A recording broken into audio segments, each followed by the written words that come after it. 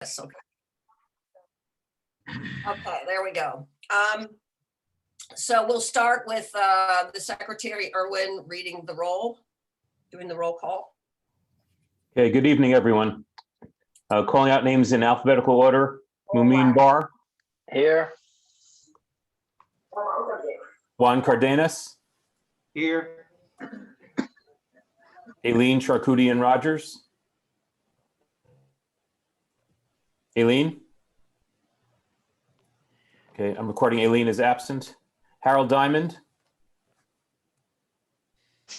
He's here. We heard him before. okay. I see him. I see All right, him. I'm recording him as present. Arthur Edmonds, Yeah. Here. Linda Foley, Here, Joe Gebhardt, Here. Scott Goldberg, Here. Marjorie Goldman. Marjorie? Marjorie is absent. Mimi Hassanin, Here. Laura Henderson, Here. Jennifer Guzman Hosey. Jennifer? Okay, I'm recording Jennifer is absent. Samantha Jones, Here. Susie Kaplan,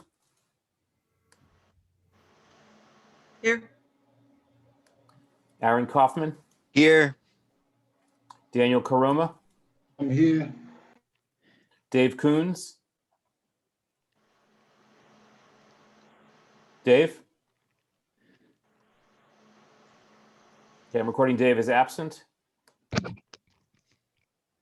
Matthew Lee, I'm here. Pam Luckett. Pam? Pam here. Okay, I'm recording Pam is absent. Marie Mapes, Here. Lori Rodich, Here. I'm here. Greg Wims, Here. Sarah Wallach, Sarah's Sarah. Sarah's Here. here. Some sound.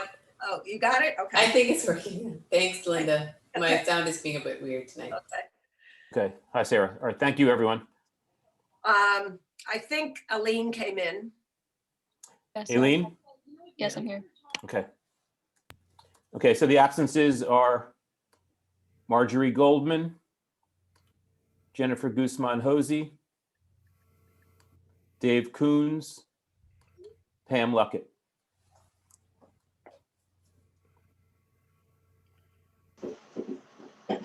Okay. So we have a quorum, so we're going to start. And without objection, we will do what we've done since the pandemic began, which is we will suspend the in-person attendance requirement and just consider anyone who's on the Zoom as being in attendance. I do see Jennifer in the waiting room now. And Marjorie just arrived. Marjorie just arrived. Okay, I'll record them as present. Okay, thank you. So as I said, without objection, we will consider Zoom attendance to be attendance. Next, I'll move to the approval of the agenda. Let me post it. There we go. All right.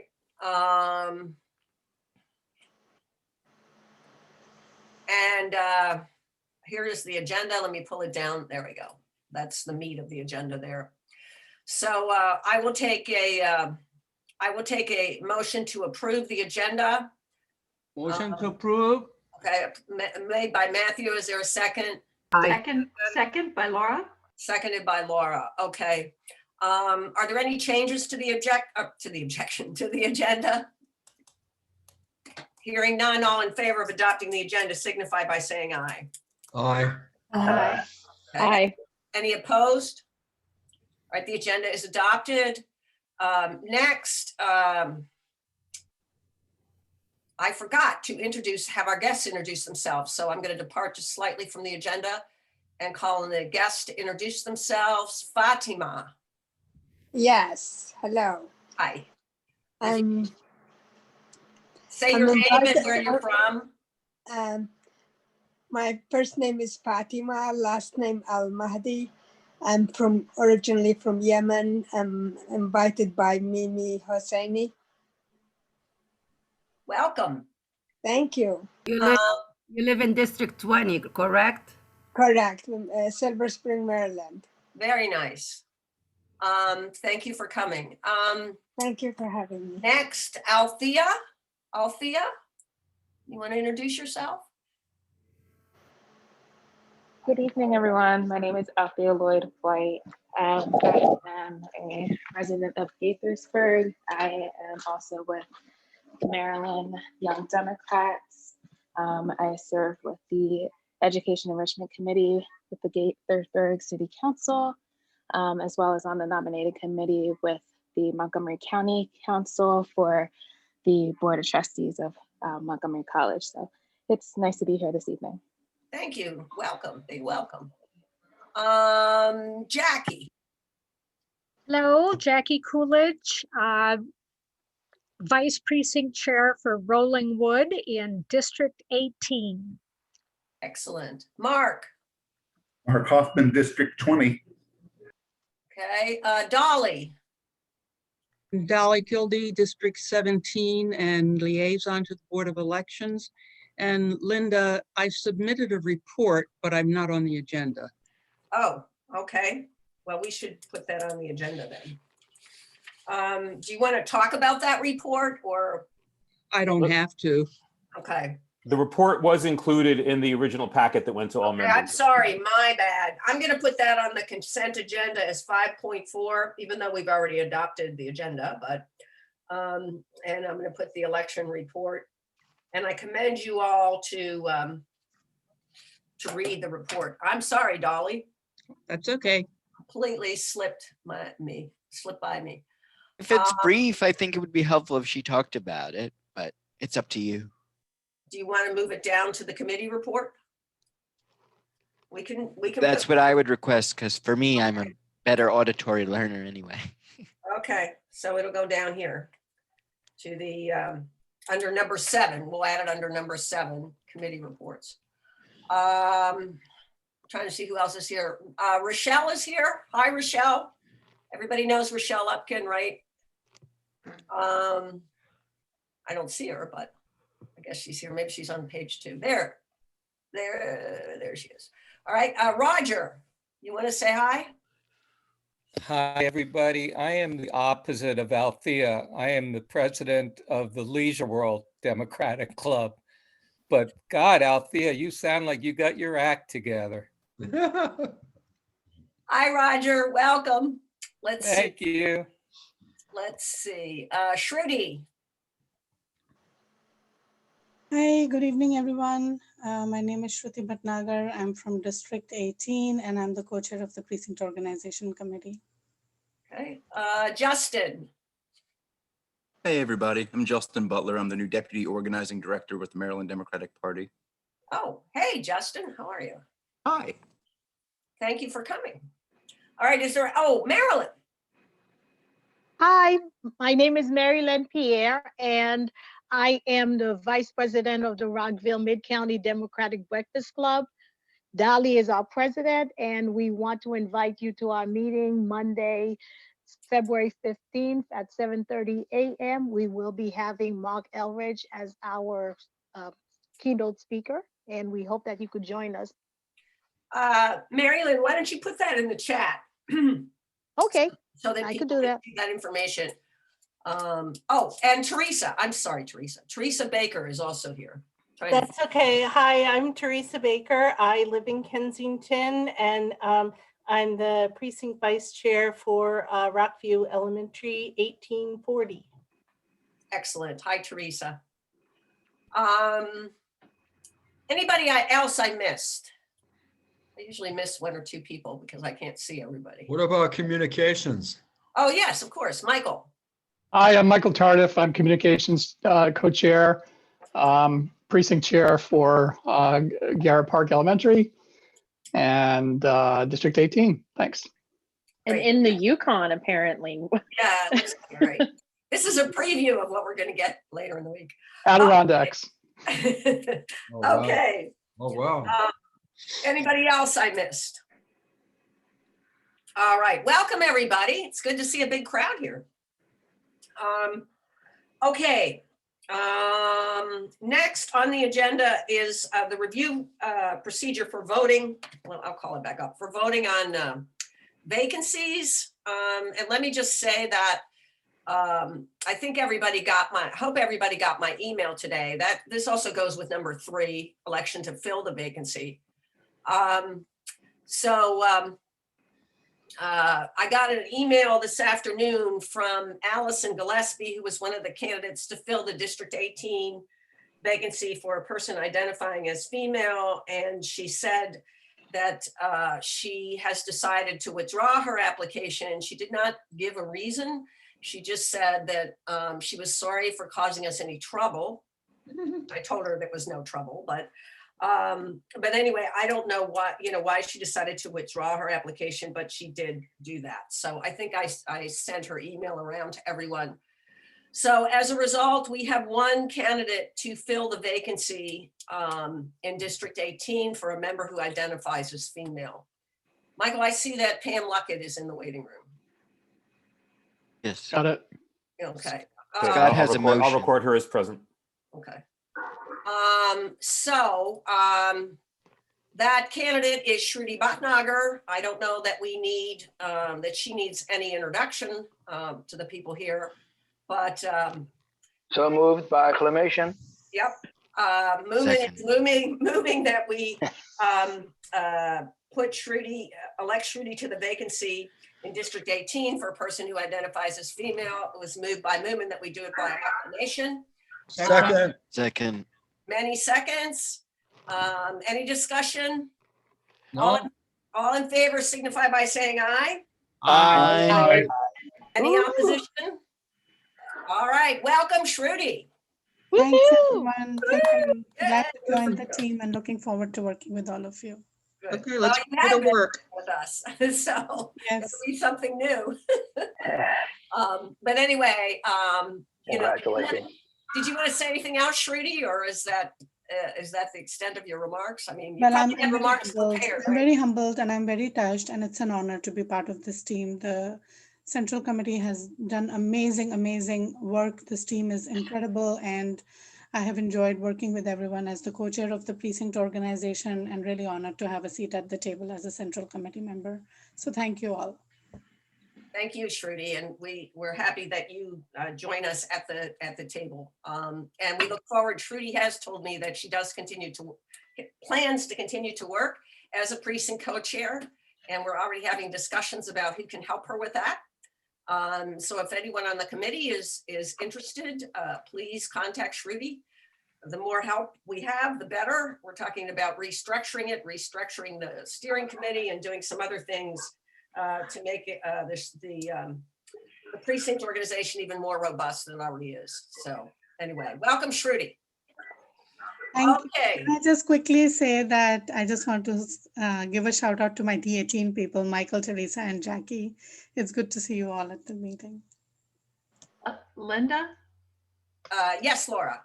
I just, now that Shruti is going to move from, having done wonderful work on the precinct organization to continuing to do wonderful work on the precinct org, but as a member, I just wanted to, heartily thank Shruti for all that she's brought to the Central Committee before she was even a member.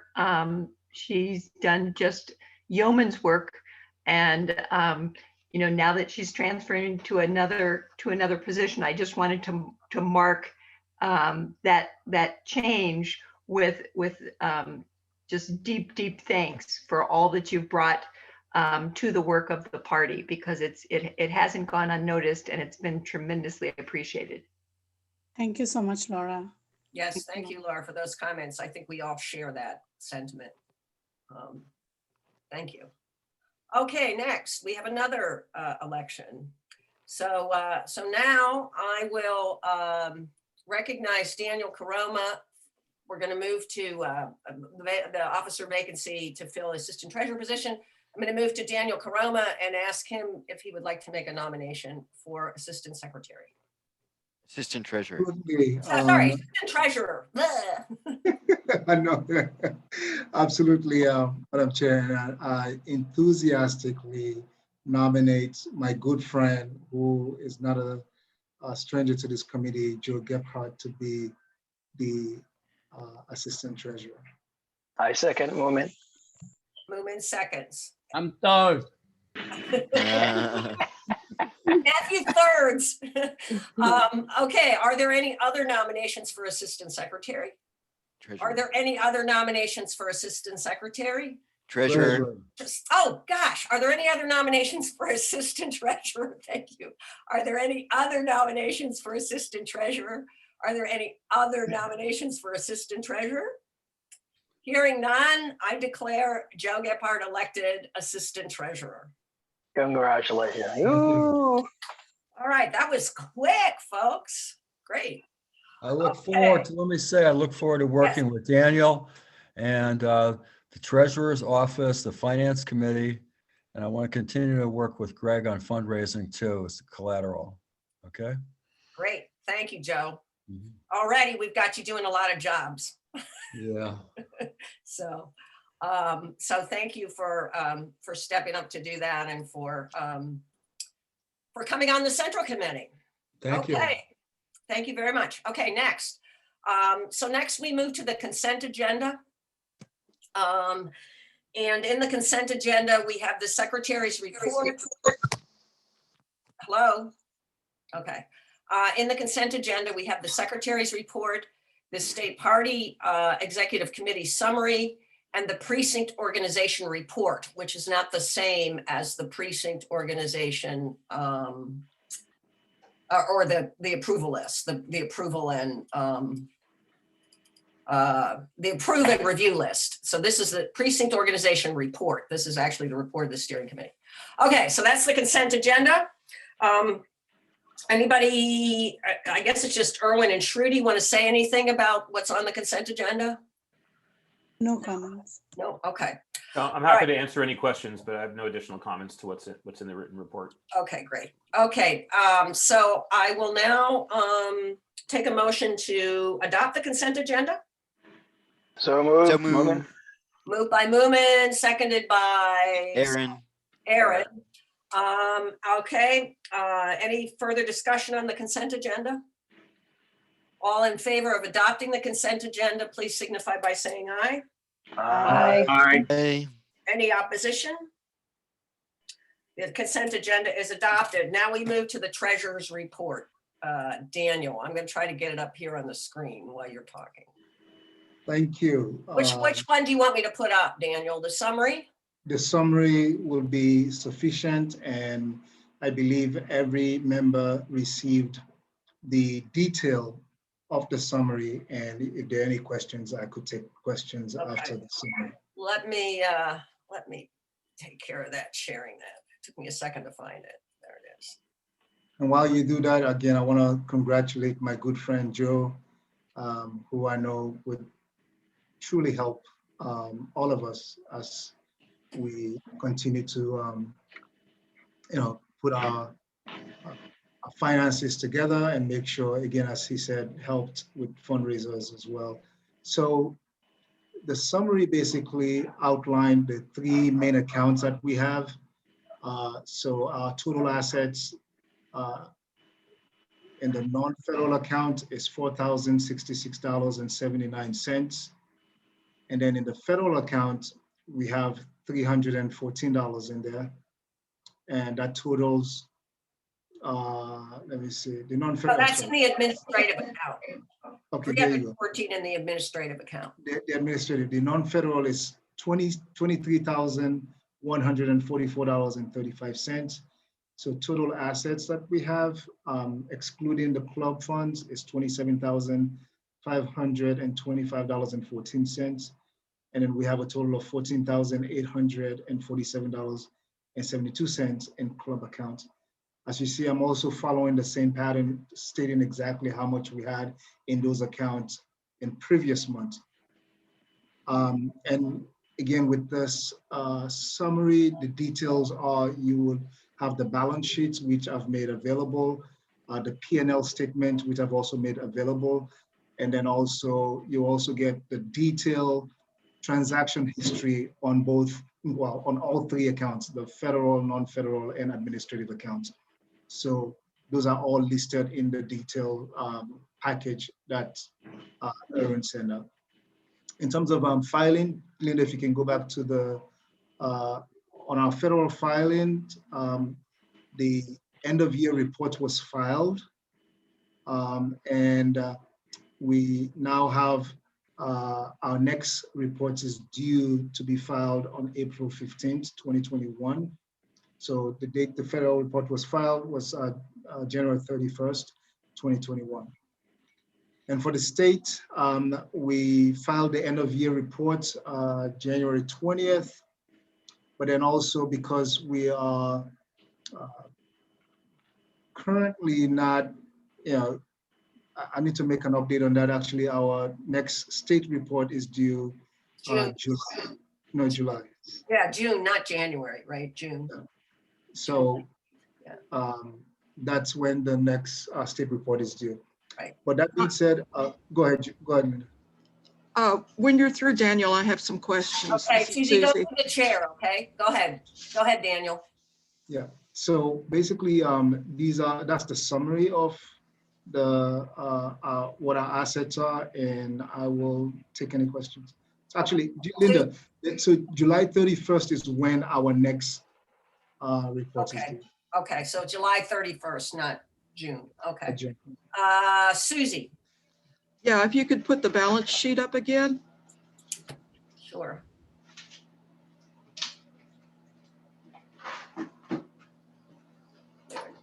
Okay. Okay, this shows a negative balance in the state account. Well, again, if you go to the Linda, can you pull up the transaction history? There's bank statement on the state account.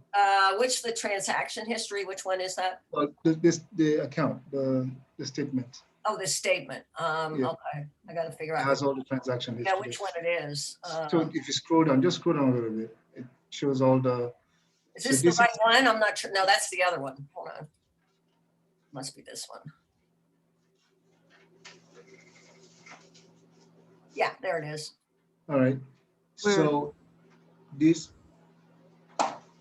Where do you want me to go? I want you to scroll down a little bit further. Okay. Oh, no.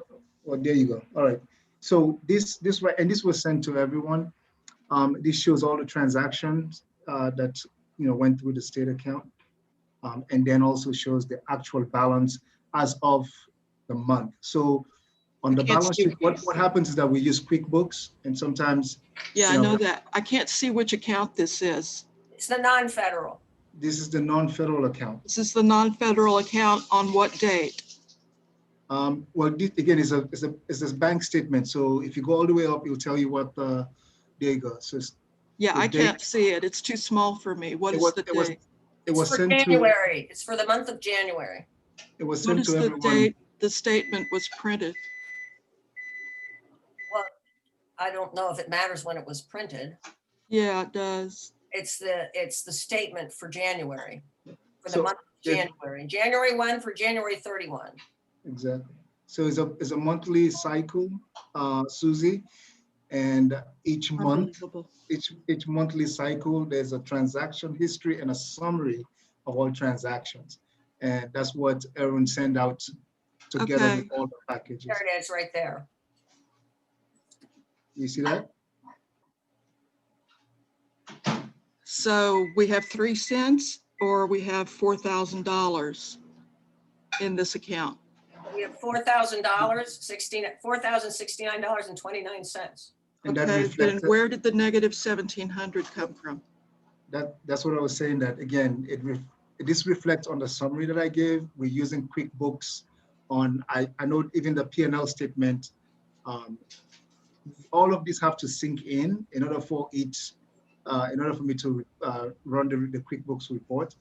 But again, I would say I'll send you back to the bank statement because that's the most accurate data that we have from the bank. And as I say, I'll work on the QuickBooks reports just to make sure that they sync up with the bank statement. As it is right now, we use QuickBooks Online. And so it pulls all the data from the bank and then gives us that report. I'm checking that to make sure it syncs up correctly. But again, look at the bank statement. All our detailed transactions are there, including our balances.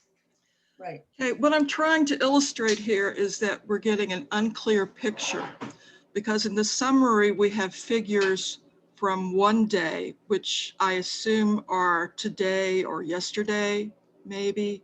No, because the statement went out before that.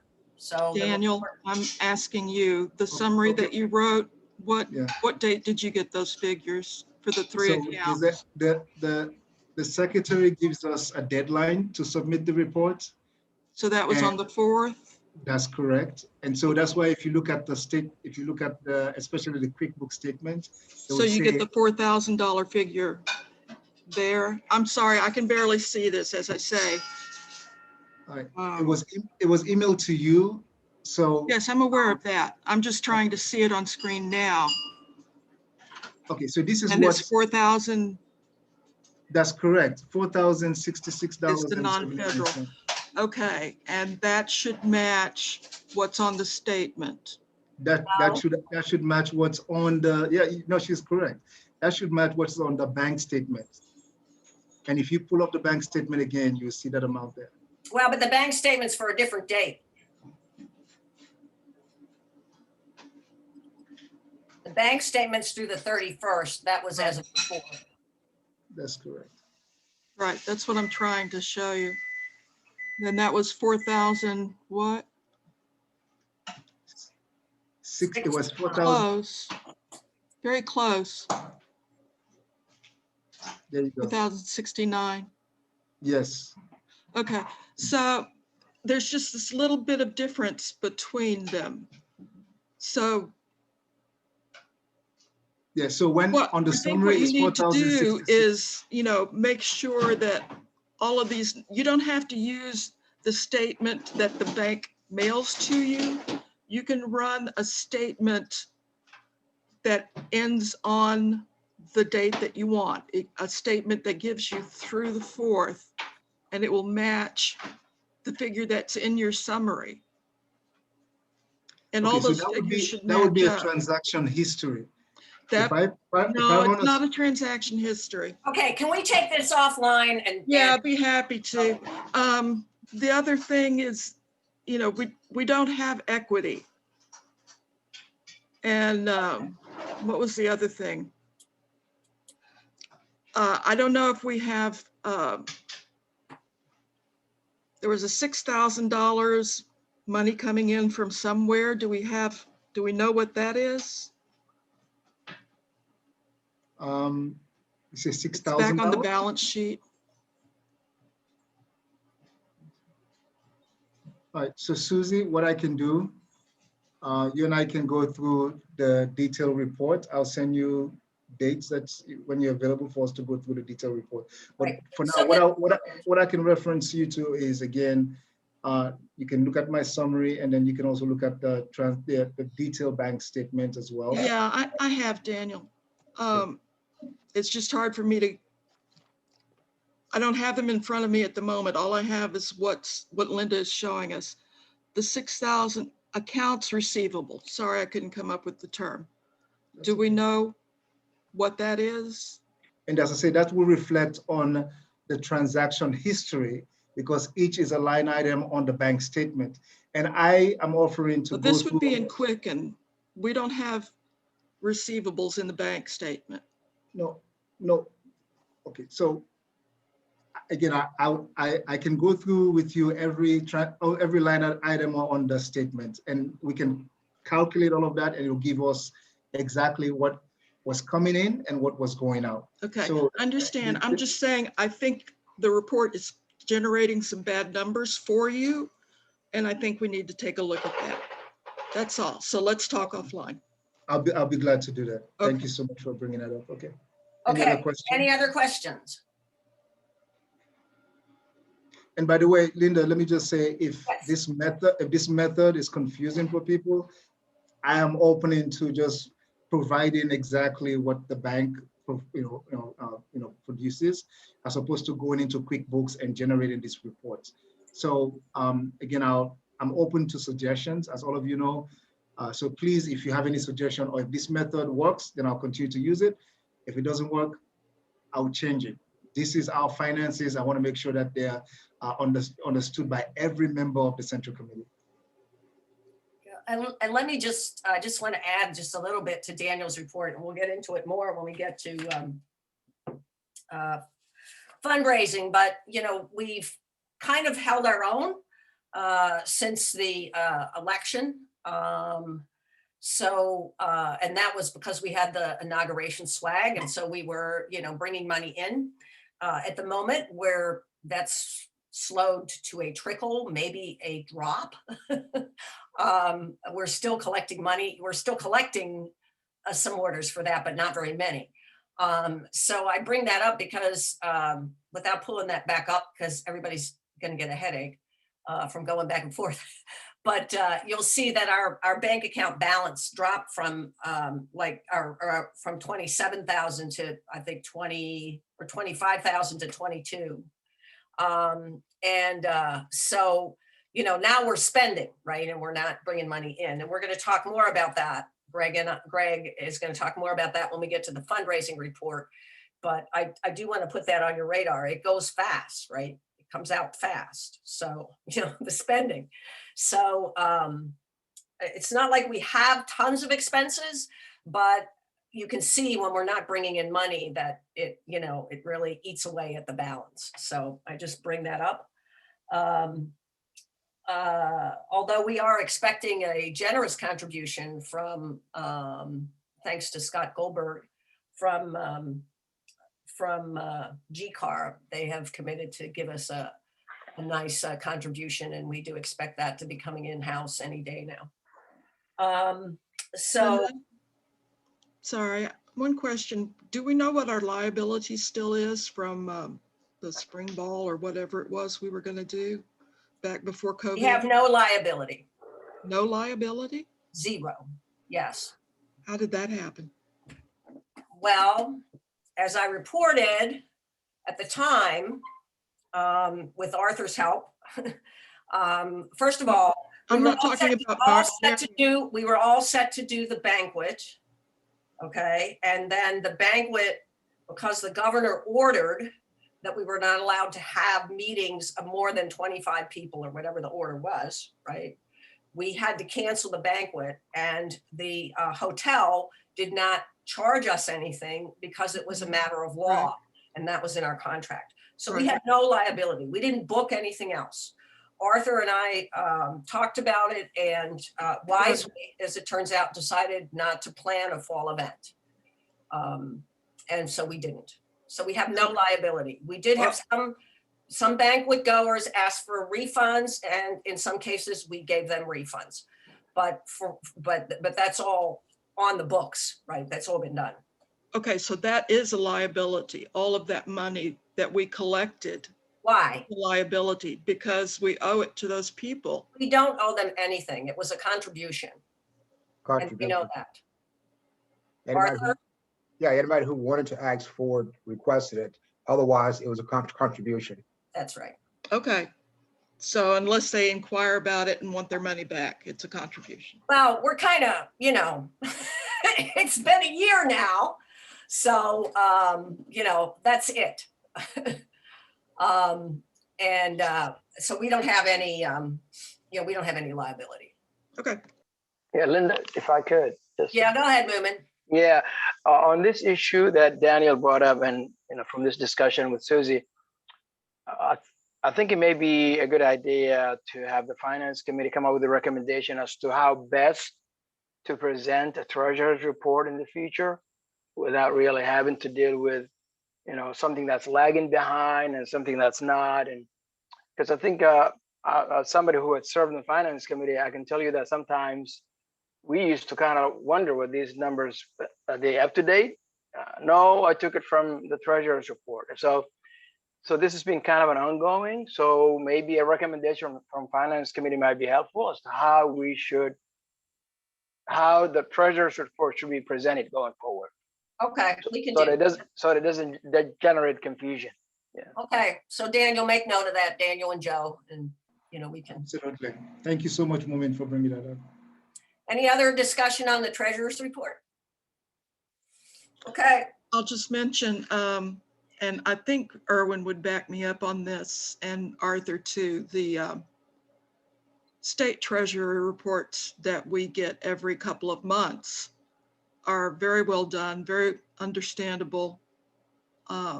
So you might want to use those as a model. Okay.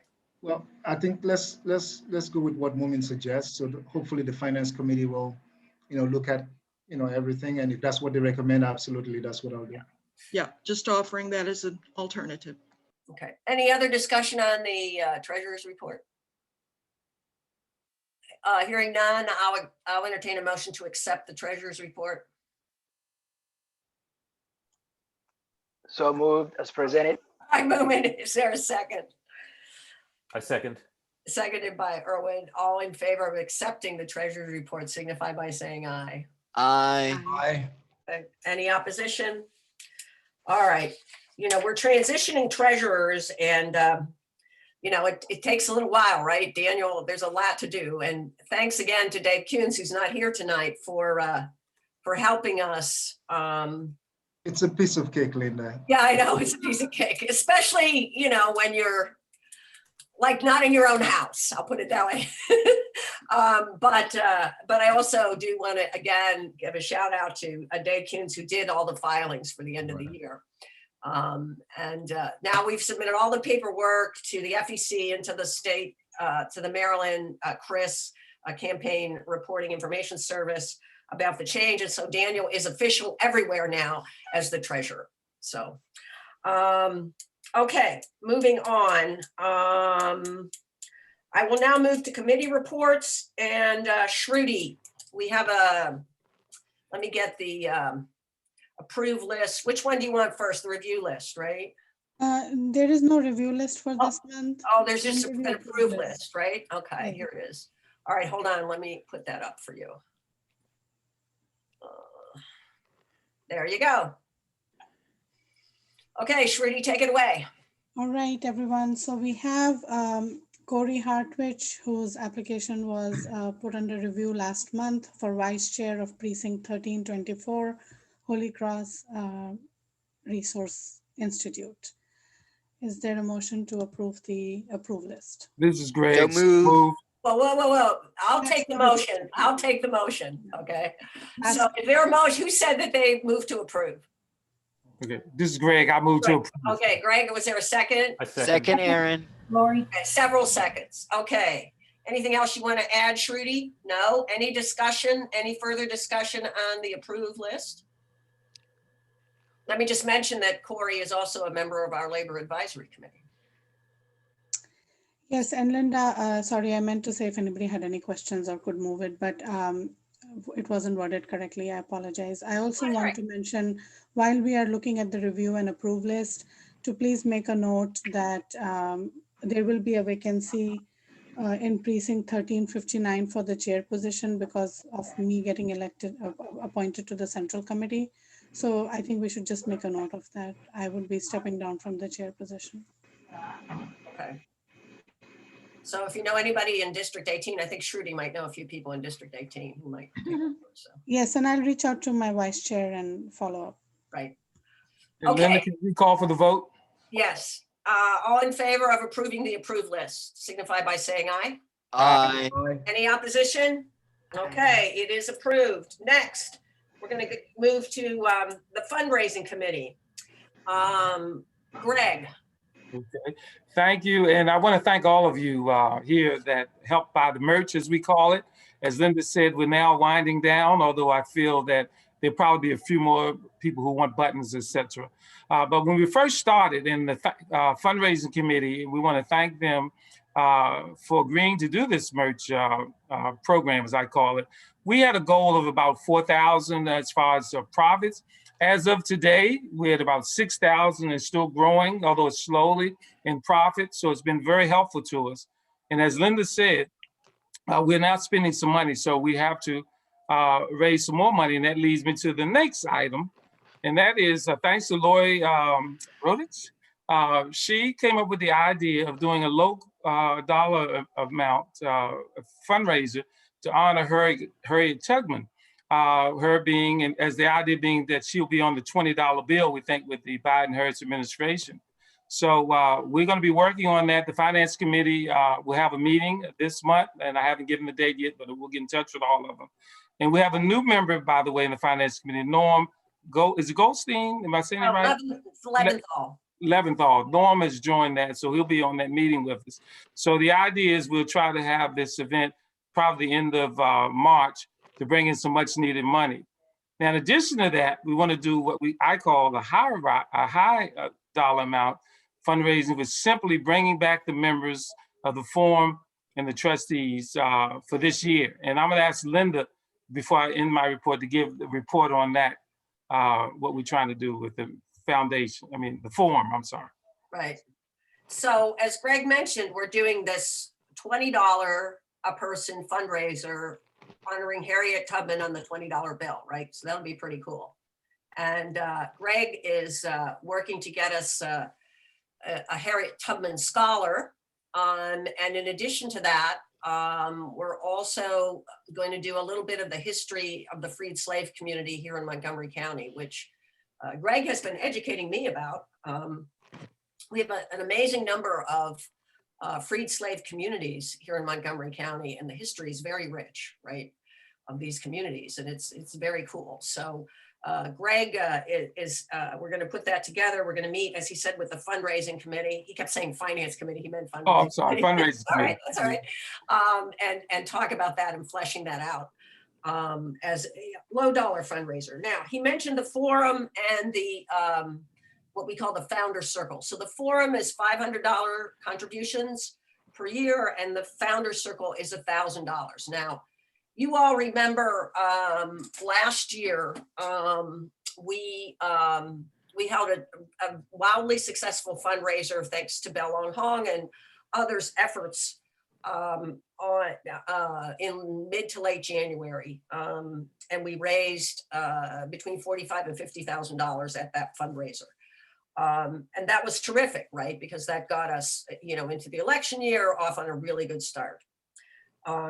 So we need to go back to those donors and others who joined the forum and the founder circle in the meantime, and get them to contribute again, including people on this committee who are members of the founder circle and forum, founder circle being 1,000 or more, forum being 500. We really need to get that money in the door, because that's what sustains us, particularly in a year when we're not going to be able to do the banquet again. I think we're going to be having virtual fundraisers for several more months, if not for most of the rest of the year. As soon as we can, we will plan an in-person event that includes food and probably entertainment, but I don't anticipate that that's going to be for a while. So what I really need to do, or I really need you all to do, is to help us raise this money for the Forum and Founders Circle. We are planning, we have talked to Jamie Harrison, our new DNC chair's office. Scott Comer has reached out to them. They have committed to do a forum event. It'll be a virtual event.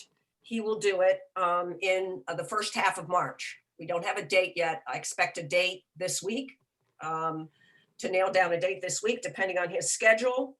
And that will be a forum event. So we will solicit the contributions for that event, well, for the forum, and then that event will be the kickoff for the Forum and Founders Circle. And we'll have a nice discussion about, what the party is going to do going forward. So I have prepared a letter to send to former Forum and Founders Circle members, asking them to re-up. So I've gone through some of the things that you're going to hear about tonight that we're working on in terms of a strategic plan and whatever, going into the 2022 cycle. And then I also tell them about the Jamie Harrison event and ask them to make their contribution again. Now, some of these folks we know will do it, but a lot of them are going to need to be prodded. Plus, it would be nice to get a few more. Okay. Linda. Well, let me finish, please. Sorry, I thought you were done. No. So what I would like the Central Committee to do is I'm going to make a list of those donors that gave over the last year, $500 or $1,000. And I'm going to divide up the list or we're going to divide up the list. You pick who you want to call. There are I think there's 72 people on that list. So, that works out roughly to 3 per person. There are a couple that probably I should call. There are 4 or 5 that I should probably call who are high donors. And some of them are yourselves. So, you don't have to call yourself. So I don't know what it's going to work out to be, but I'm talking about making, 3 or so phone calls to these forum and founder circle members, asking them to re-up. And I need everybody to do this, okay? Because it can't just be Greg and Linda working on fundraising, right? It has to be the whole Central Committee. This has to be something that we all work on. The letter will go out probably tomorrow or Thursday. It'll be an email. We have an email list. It'll be an email. After that, you will get from me a list of the founders and founder circle and forum members. And then I'm going to ask you to pick 3 of them to call. And that will be within the next two weeks. Yeah, next 2 weeks. Within the next 2 weeks, we need to reach out to these folks. Okay, Aaron. So my question, Madam Chair, is there a way to pay off the $500 or $1,000 on a monthly basis over time? Because I think that'd be a lot more doable for many people. Yes, there is. Yes, the answer to that is yes. But I think, the people on this committee is one set of people giving one set of forum members, the people who are forum members who are on this committee. But the people who aren't on this committee, I think if we do that, we've got to make sure that we lock them in. Okay, so I'm not interested in somebody who says, oh, I pledge I'll do it $20 a month, and we get $20. Okay, there is a way to do it as a monthly recurring contribution, and that's fine. But that's the way I want to do it with the forum members. I mean, we'll take contributions how anybody wants to give them to us, but to be a forum member, you really have to have a real commitment or, actually write the check for the money. Okay. Linda? Okay. Susie. Okay, hold on. Susie. Aaron, do you have anything? No, that's it. I think that'll be a good selling point that people can make all right. recurring contributions. Susie. What I'm going to have a hard time selling is asking for 500 or a K. Again, because we did nothing with last year. Well, that isn't true. Okay, tell me what we did with my $500. Well, what did I get for it? You got Joe Biden elected, number 1. Number 2, well, that cost me a lot more than $500. Right. Number 2, we did have forum events. We did have at least 1 forum event, maybe 2 exclusive forum events. We also let forum members come into our fundraising events. We invited them to all our fundraising events at no additional contribution. So we're going to do the same thing this year. Can you give us a list of all of those so we can remind people what they were? Because I can't remember. Okay. I think it would be helpful when we make our calls to have that list. Most of the people who gave 500 or 1,000 gave it at the beginning of the year. Right. So that's why I can't remember. Yeah. That's my excuse anyway. Okay. All right. Anybody else? Okay. So I will get that information out to you. I need everybody to make these calls. I'm hoping that we get some of this money in without having to make calls. Some people will give, you know, without having to make not too many, but some, and some will be easy. If we call, I mean, Terry Learman already promised me he'd do it, right? So, you know, some are going to be easy. Bell will be easy. You know, there will be, you know, people are willing to do this. Scott Comer will give $500 here. He told me that. So there are some people who will readily come across with it. The other thing I should tell you, just a second, Joe. The other thing I should tell you is that I also, I forgot this part. I wrote all of them a letter at the end of the year, thanking them for their support and telling them, you know, all the stuff that we did as a central committee. And I got very good feedback on that letter with offers to, you know, let me know if I can help more, blah, blah, blah, blah, blah. So I don't think this is going to be as hard as you think it's going to be because these are people that have already given. Then we have to look at our universe and decide, are there other people we need to approach? Because there are a lot of people in Montgomery County who didn't, you know, that probably would give us money if we asked them this kind of money. And so in advance of the Harrison event, we need to start reaching out to them as well. Joe. Yeah, I have two things. One is a question, and that is about how much money do you think we could bring in from the forum and the Founders Circle if it goes well? What's the target? Well, last year, you know, I didn't, this is rough because some of it came in at the end of the year too. Like, for example, I had a woman at the end of the year who gave us a $5,000 contribution. So I don't have an exact number, but I guess I could get it. But my goal for this is the same as the goal for the January event we held called New Beginnings last year, which was our goal at that point was 50,000. We didn't quite hit it, but we came pretty close. Okay. So, you know, my goal would be from this group, 50,000. That doesn't mean we get 50,000 for the Harrison event, right? Because it may be ongoing after that. But I think that's what we should shoot for because, you know, that's what carried us through the year, okay? And we're not going to get carried through the year by doing, you know, the small donor fundraising events that we've been having. Without the banquet and the ball, we need a big event to carry us. Mm-hmm. Laura.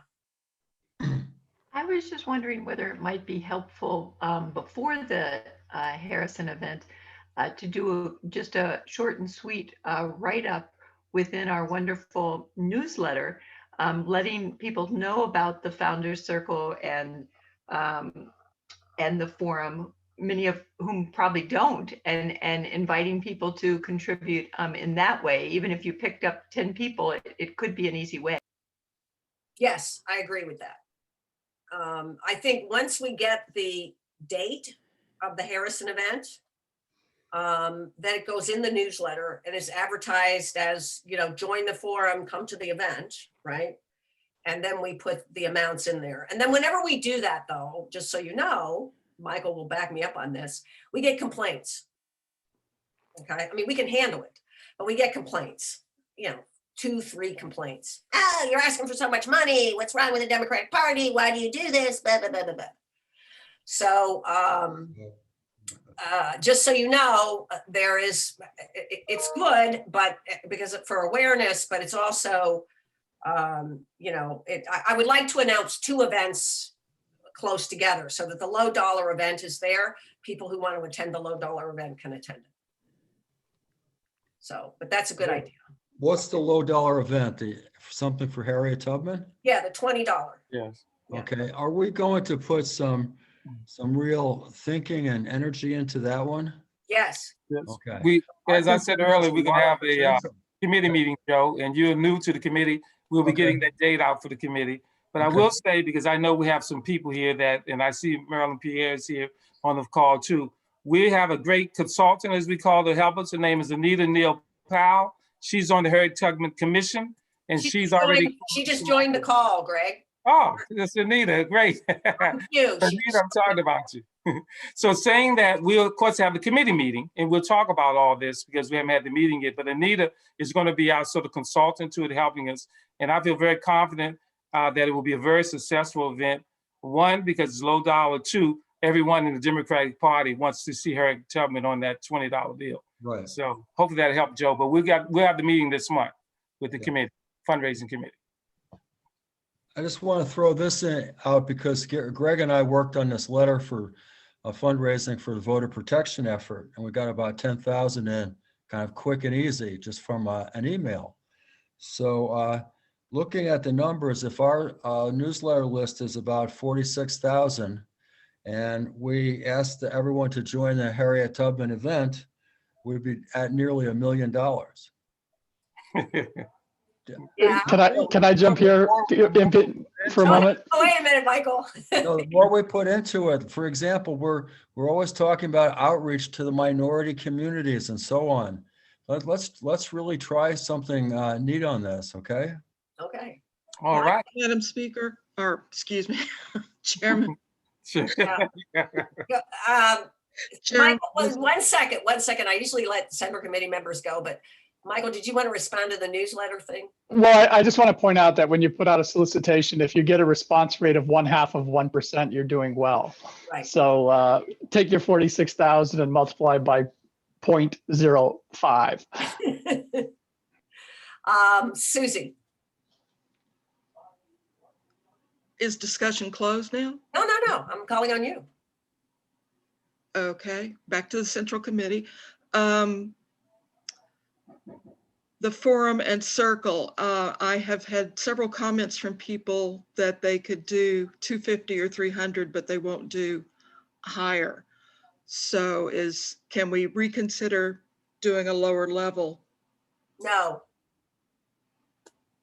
We're staying with 500 and 1,000. If they want to give a lower level, that's fine, but that won't get them into the Jamie Harrison event.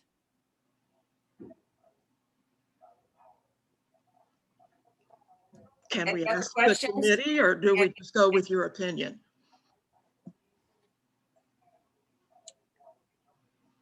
Any other questions?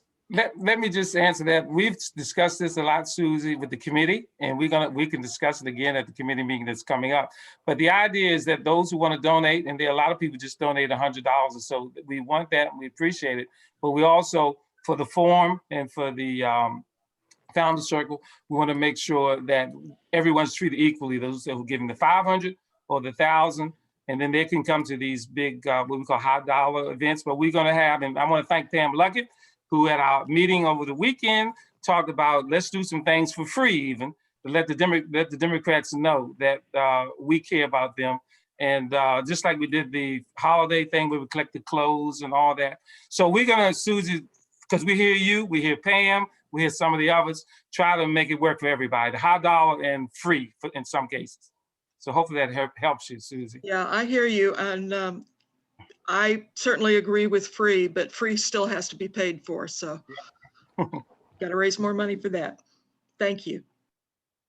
Anybody else? Okay. So fundraising time, folks. All right, next on the agenda is the Labor Advisory Committee. Lori, let me see if I can get your documents here. Can you hear me okay? Somebody told me my sound is wacky. It is a little bad, but we can hear you. Okay, I apologize. What do you want me to put up, Lori? Well, the agenda has the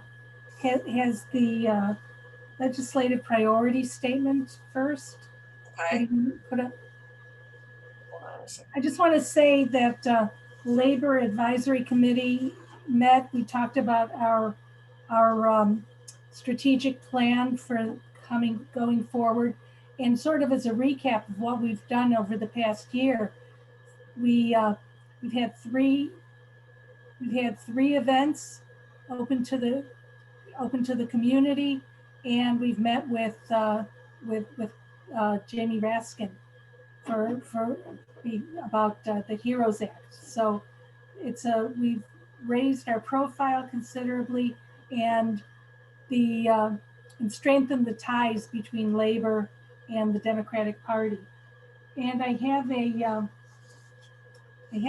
our last event was a legislative kickoff, and then some of the unions that are members of the committee talked about what they wanted to see in Annapolis.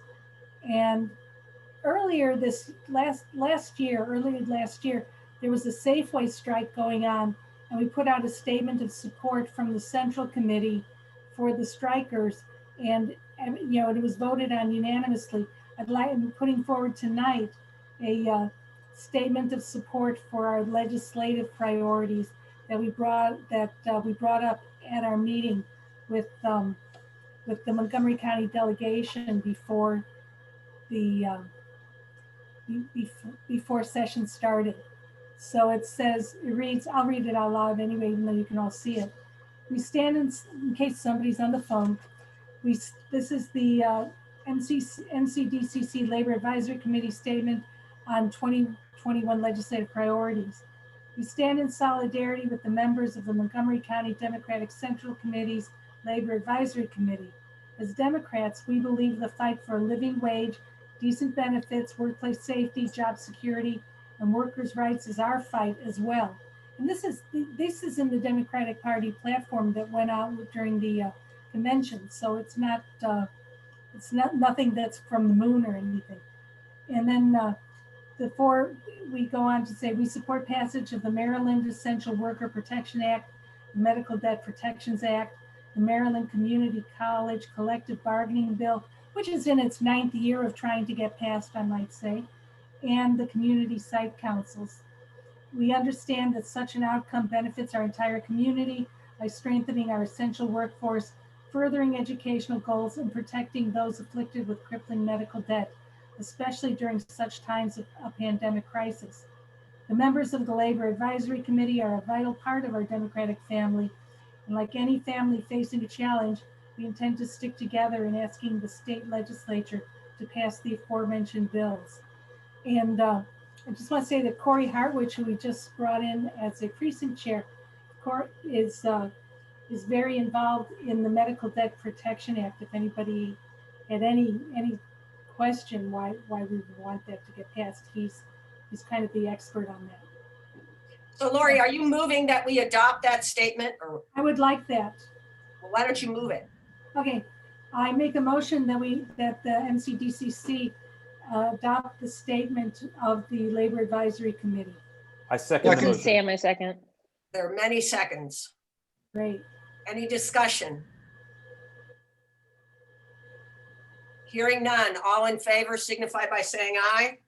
Aye. Aye. Any opposition? Let the record show it was adopted unanimously. Thank you, committee members. Lori, I love being a Democrat. Yes.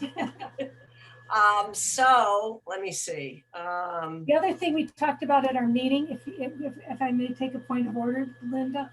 Yeah. Was we took a moment to talk about John Sweeney. He lived in Bethesda and was president of the AFL-CIO. Is it okay if I mention Yeah, this? I'm going to go ahead and put this up. I'm having Okay. trouble with my computer here, but we did distribute this ahead of time. Oh, dang. Come on. Why'd that do that? Okay, here we go. Mr. Sweeney was I've known him I knew him a long time because he was the president of SEIU and was responsible for moving me out here from LA via my husband, David. And he passed away 2 weeks ago. So I wanted to make a statement that Linda drafted this statement, and I'll read it to everybody. It is with great sadness that the Montgomery County Democratic Central Committee notes the passing of John J. Sweeney, retired president of the AFL-CIO. A longtime resident of Montgomery County, Sweeney served as president of the National Labor Federation from 1995 until his retirement in 2009. Prior to taking the helm at the AFL-CIO, Sweeney built the Service Employees International Union, SEIU, into the country's third largest labor union in the 1980s and 1990s. Under Sweeney's leadership, the AFL-CIO became a mobilized force for electing Democrats. His 2008 campaign to activate union members in states like Ohio and Pennsylvania after years of declining membership was key to propelling Barack Obama to the presidency.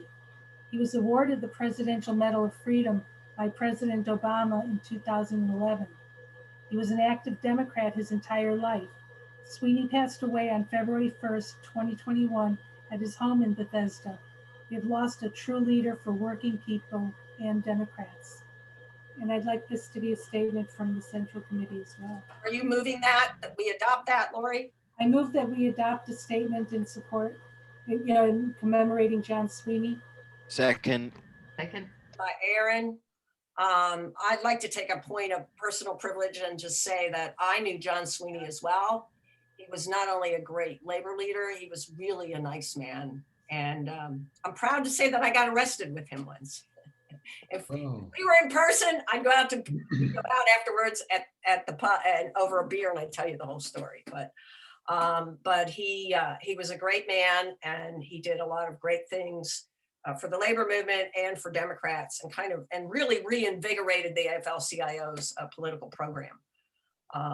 So anyway, it's appropriate, in my opinion, that we adopt this. Any further discussion on this? Okay, hearing none. All in favor of adopting the statement on John Sweeney signify by saying aye. Aye. Aye. Any opposition? Okay, it's adopted. Thank you. And I will make sure through David Rodich that with the help of David Rodich that his family gets this message from us so that he knows, so that they know that we appreciated everything that he's done. Lori, anything else from the Labor Advisory Committee? Okay, great. Thank you. Okay, moving on. The election report, Dolly. Let me see if I can find that. Dolly, you still here? Yes, I'm here. Okay. This is a report from the January 25th meeting, and it started, County Council acknowledged the great job that the Board of Elections did with the last election, and they're going to recognize them at one of their future meetings. Then the director of the elections gave a PowerPoint on voter services, tasks, and trends of the general election. I didn't do a summary of the tasks, but I did pull out some numbers which I thought you might be interested in or not. They're not the results, but who voted and how, and some party information. So I didn't do anything else with the numbers except provide you with them, but I do want to point out a typo down toward the bottom where it has Republicans. Only 4,664 left the party, not 5,000. So then on to legislation. There were 44 bills that were introduced in the House and Senate. And so the board decided that they often have lengthy discussions on the legislation. So this year they decided that they wouldn't take a position as a board on issues that would be political and have a split vote. So instead they appointed Alan Banov and Diane Dillon to identify the bills that they could support, and individual members can still support bills on their own. Then David suggested that they ask the legislature to change the date of the primary to 1 week earlier. Montgomery County in the last election had to change numerous polling places because many schools were scheduled for maintenance and construction, and that confuses the voters very much. If the primary was moved a week earlier, it could be before construction, and also be closer to the close of school and people going on vacation, and maybe there would be more judges available. They closed then with some discussion on the board's use of funds from a nonprofit. This was a first, I think. In answer to many questions, the director of elections noted that the nonprofit is civicslife.org. And the money received from a grant was used for hazardous duty pay, unprecedented overtime, and some technology equipment. There was some question of the political leanings of the contributors to that organization, and staff assured the board that there are no strings attached. And the boards of elections accept these more than just ours, but a lot of them accepted the funds because they're traditionally underfunded by their county councils. Staff's going to provide further information on that organization. And that's my report. Okay, thank you, Dolly. You're welcome. I want to ask Erwin, did you send this report out? Yes, Because I don't think I received it. I think it was in the original packet. I don't see it in the original packet. I couldn't find it neither. That's why I brought it up. Yeah. Could you resend it? Yeah, could you send it out after Yes. the meeting? I don't, no, Yeah, if it's not there, I'll send it out if it wasn't there. yeah, it wasn't there, I don't think.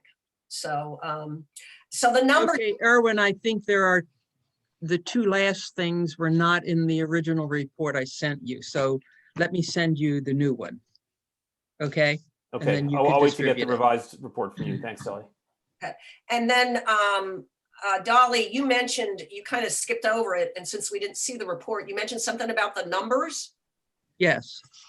Can you just go over those? Since we don't have it in front of us. Okay, well, there's a lot and they're very confusing, and to compare some of the things, it's like comparing apples and oranges. So what are the numbers? What are the numbers? I mean, Well, what the numbers are, first of all, the eligible voters, and then the new registrations and those that left. And that was the first part. And then also the party affiliation changes. right. And I think what we saw, I saw those numbers from Alan Banoff. I thought that's what you were referring to. And, Yes. Well, those they were included, but those were just, those numbers that Alan gave you were responses from the staff of questions they had of the board. yours is a more complete report. Right? Yes. Okay. So from what I saw from Alan's numbers, it looked like the Democrats really gained. I mean, it wasn't just that we voted, but we also really gained a lot of registrations, right? Yes, the Democrats gained 18,600 and the Republicans 3,000. Right. Wow. And then the Democrats, we also had some who left the party, and but with those that left and those that, these are just for changes of party, those that left and those that joined, there was a gain of 4,200 there. Good. That's beside the 18,600 new ones. Right. Right. So that's really good. I mean, Mhm. keep building and building and building our majority. Mhm. So yeah, so get those numbers to Erwin and have you make sure that we get those out. I think those are Okay. those are important. Laura. Since I've been following a little bit the national trend of the number of people leaving the Republican Party, Dolly, I was just curious as to whether or not in Maryland you get a monthly sort of update on the number of people who have left or joined each party, and whether you might be able to give us updates on whether there are additional particular Republicans leaving the party and people joining as Dems in the coming months. Okay, so you're asking for a monthly report? I would have It to wouldn't see. have to be, it wouldn't have to be monthly, but I would be curious, like even 2 months from now, what the figures are.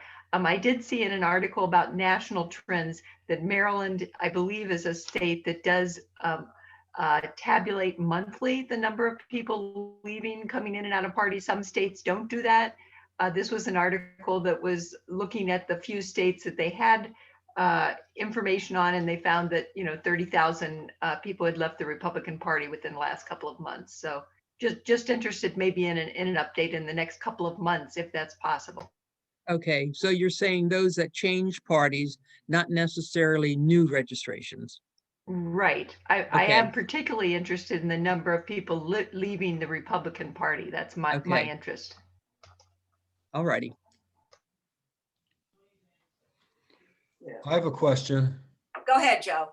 Yes, was there any discussion that you heard about continuing or not continuing mail-in voting? There was no discussion, no, so I would, no. Just to say this, I don't know if everyone saw it, but 538 has done a report on how people voted, and 46% of the country's voters in this general election voted mail-in or absentee. And I know it was really high here in Montgomery County. It was, at one time, it was pushing 50%. So this is something that we might want to look at as a central committee. Do we want to encourage mail-in voting in future elections, in addition to early vote and election day? A lot of our people want to use it. Yeah, and we have no excuse. I do have that number for this election. Mail-in voting was 65%. Holy cow. And so I wonder if any of those bills they have in the legislature say we should have mail-in voting. I think there is at least one, if not two, as I recall. All right, but maybe we should take a look at this and take a position on it. Okay, well, hold on. I think we have no excuse mail-in voting in Maryland. I don't think that there's no reason to change the law. The only question is, are they going to pay for the ballots? And I think that's already resolved. Or pay for the mailing of the ballots, I think that's already resolved. I think the bigger question is, how do they conduct early voting and what kind of drop boxes do they have and that kind of thing. I think that is, I'm not sure where the law is on that. Dolly? What Joe is suggesting. No. You're going to go through the chair. Okay, go ahead, Aaron. Dolly, my question is, does that figure 65% include people like me that dropped it in a drop box, or is it just people who actually mailed it back to the postal service, through the postal service? That is everybody. Okay, thank you. Okay, Daniel. Yeah, Dolly, first of all, thank you for the report. Was there any discussion around House Bill 745, which I think would allow, all counties to add additional early voting sites? And I believe there's a hearing coming up on the 16th. There was no discussion on any of the legislation. I think that's something I think they're waiting for, and they're not waiting for their next meeting. Like, they appointed Alan and Diane to look at all the legislation and to come back to them as soon as possible with recommendations on what they should support. Yeah, and so I urge that they really look at, because this will solve the problem we were fighting for, which is to have an early voting site in White Oak. However, this will give us the two early voting sites, one in Potomac and then one in White Oak, which I think would be a perfect solution for us. So as Democrats, we need to support expanding, the rights of people to vote. Okay, any other questions? I have a request. Rochelle put a question in the chat. Are there any numbers on independent, unaffiliated voters? There are, right, Dolly? There are, yes. Do you know what that registration is?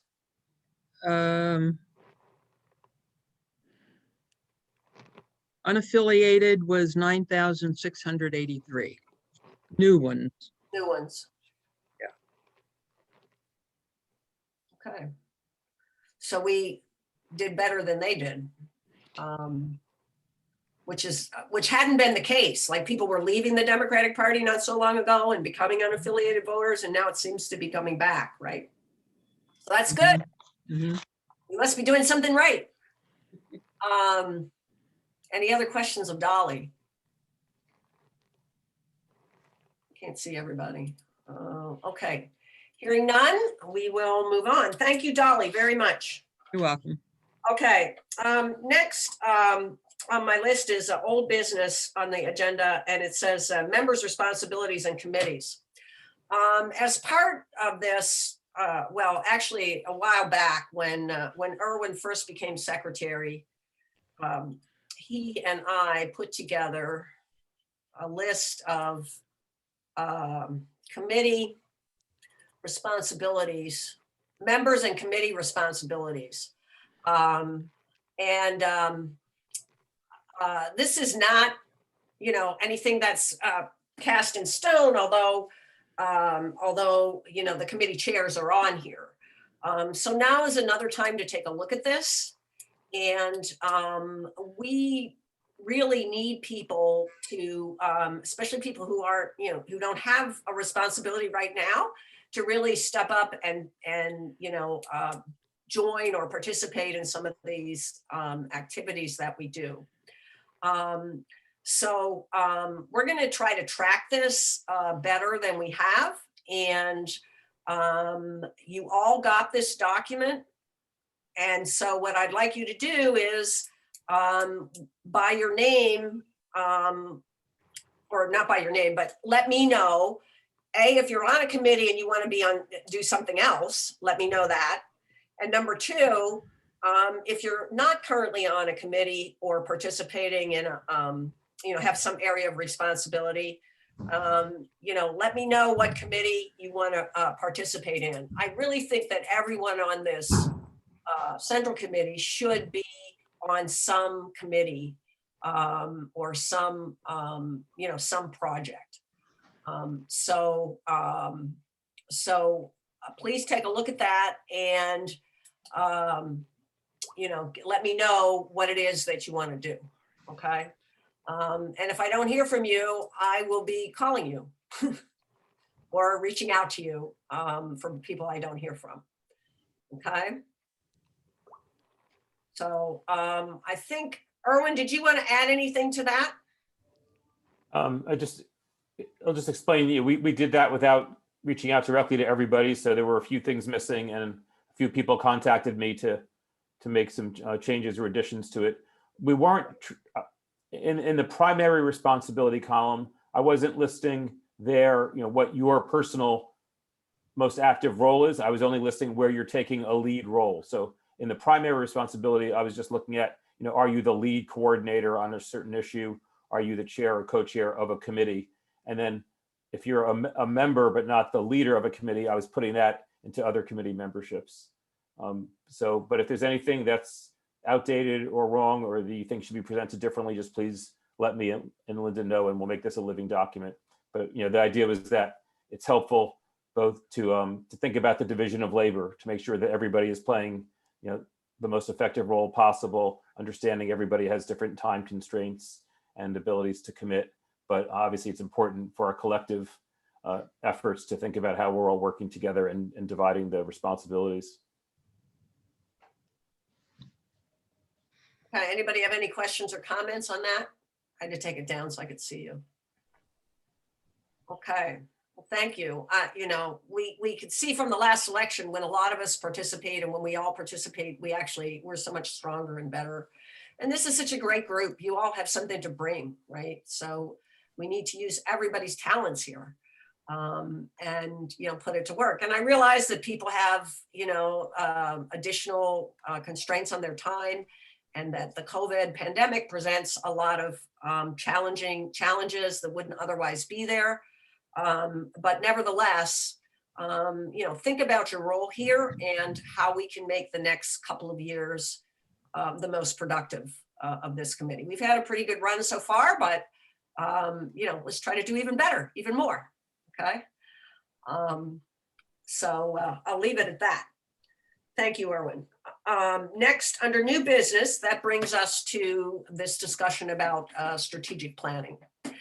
So those of you who were on the Central Committee since the summer of 2018 recall that we started a rather lengthy and very productive process to come up with a strategic plan in advance of the 2020 election cycle. We started by having listening sessions with people out in the community. And then we came together and we worked very hard to put together a strategic plan. And that plan is still operative. I mean, we're still doing things that are encompassed in that plan. But now we're looking at an election cycle in 2022, where we're going to try to take back the governor's mansion, among other things. And so it's time to revisit that. The Maryland Democratic Party has asked us to put together a strategic plan, particularly for this election cycle. And if we get it into them by March 15th, they'll give us $100. So we'll take $100, right? It's better than a poke in the eye with a stick. It's not going to solve all our financial problems, but it's going to be helpful. So we started to work on this over the past week and a half or so. And I convened an informal meeting of some of the committee chairs. Not all of them were there because, for example, the Rules Committee doesn't really, have a fit into this in terms of strategic planning, but many of the committee members and the executive committee members, we met on Saturday and came up with a timetable for when we would get this done. So we talked about some overarching goals that we wanted to reach in 2022. And then I asked the committee chairs to go back and take a look at the sections of the strategic plan from 2018, 2019 that they were responsible for, and for them to come up with 3 or 4 new goals for this particular election cycle. And so we're in the process, the committee chairs are in the process of doing that now. Laura Henderson, who was instrumental in shepherding our original strategic plan back in 2018, 2019, has offered to help put this one together as well. So she's been working with me as well to help put this together. Our timetable is that the committee chairs are going to get something back to me by the 19th. I think that's right. And then Laura and I are going to work on putting it together in some kind of form that we can present it to you and get your input from the entire Central Committee. Our goal is to bring you something for adoption at the March meeting, okay, which is that's a pretty compressed timetable, but remember, we already have a pretty good head start because we already had the strategic plan that we had. And there was a summary of the meeting that we had on Saturday, the informal meeting that I put out for you to look at. And I would just say that if anybody else is interested in participating in this at this stage, everybody's going to get their say. But if you're interested in participating at this stage, please let me know, and I'll add you to the informal group, the strategic planning group that we've started discussing. Laura, would you like to add anything? Sure. I just wanted to add that an hour or two before the meeting, I did do a follow-up to all of the committee chairs who are in the process of drafting their objective. And that's, of course, all chairs other than Juan, since the Rules Committee isn't doing an objective within the strategic plan. So I did a follow-up so it's clear who will be turning in what. And it actually is Tuesday, February 16th, that everyone's asked to turn in their updated draft, and we're all excited about the process. Fortunately, we've got a really strong strategic plan to build on and to update. And the first meeting that we had of an hour and a half was quite successful. So I think that's it, unless others have questions. Anybody else who was there want to say anything? Anybody have any questions of myself or Laura? You will be kept informed as we move along here. Okay, great, thanks. So now we're down to the bottom of the agenda, announcements. Does anybody have any announcements? I have one that I think you all know it, and that is to congratulate Arthur Edmonds for being the interim chair of the redistricting committee. Woo! Congrats. Arthur. And Yeah, so now that we've given you all those kudos, we want you to give us a report. I'm serious. Not today, but as you go forward, we want to be kept abreast of what's going on there. It's so awesome that you're on that commission and that you're the chair. Well, I will keep you posted, and hopefully everybody will be engaged and be able to provide some input to help massage your communities as we move forward on this process. Because we need to do outreach, make sure we get input from various communities across the county. Yeah, and if we can help with that, Arthur, let us know, okay? Sure will. Like if we can, we do have we have a huge mailing list, if only 1% of 1% answers, but we do have a huge mailing list that we, that we can reach out to people, as Democrats, of course, but, anything we can do. Could I ask a quick question? Yes, go ahead, Moomin. Arthur, is there any kind of a timetable, timeline, or schedule that you guys have put out yet? Yeah, we have our first meeting tomorrow. So after tomorrow, we should have some type of idea how we're moving forward. One of the things that we are not going to have and be able to put together rather quickly is basically we don't have the, which you touched on earlier in this meeting, but we need the census data. And right now, the census data is not going to be available until sometime after April, May, June timeframe, depending on how soon they get the data pulled together. And so it has to come through from the state. It goes to the state and is pushed down to the counties. So right now, we're trying to figure out how much, do as much prep work we can between now and the time we get the actual data. And once we get the actual data, that's when the real, I should say real work, but when the work starts in terms of where you draw the boundaries. Thank you. Okay. Yeah, that's not going to be an easy task. Okay, any other announcements, any other business to come before the Central Committee? Linda, I have one thing in this. Hold on. I heard somebody else. Just a second. Who else had something? I'm going to call on Joe first. Who else had something? Oh, just a note to you, Linda, I put in the chat. Oh, okay. Thank you. Joe. Yeah. Just to build on something that you were talking about in previous meetings, and which has continued to come across, across my desk in a way. A number of people who were involved with us in the general election campaign, and particularly in the voter protection program, have continued to talk to me about, is the Central Committee going to do anything about new ideas or issues or, Biden-Harris administration, local issues.